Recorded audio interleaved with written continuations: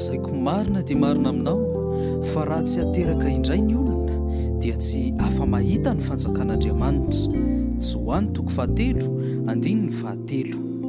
Anisan'ny lohahevitra mahaliana ny ankamaroan'ny olona ny fahaterahana indray, nefa koa tsy vitsy ireo izay sahiran-tsaina amin'ny firesahana izany.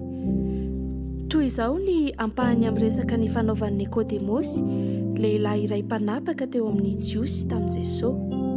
Nanatona an'i Jesosy izy indray alina ary niteny taminy hoe, mpampianatra, fantatray fa mpampianatra ny rain'Andriamanitra ianao, satria tsy misy olona mahavita ireo famantarana ataonao ireo raha tsy omban'Andriamanitra.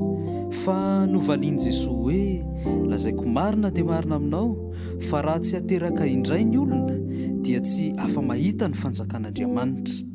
Dia hoy Nikodemosy taminy, ataon'ny olona ahoana no hateraka indray rehefa antitra? Moa afa miverina any ankibon-dreniny ve izy ka hateraka fanindroany?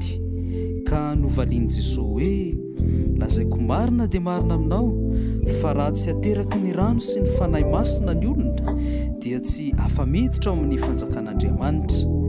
Izay hateraky ny olombelona dia olombelona, izay hateraky ny fanahy masina dia fanahy. 2 ka hatramin'ny 9. Raha faharesen-dahatra sy fahamarinana momba ny fahalalana an'Andriamanitra sy ny asany no nentin'i Nikodemosy teo amin'i Jesosy, dia izay tena manan-danja kosa no nampahafantarin'i Jesosy azy dia ny fiainana miaraka amin'Andriamanitra.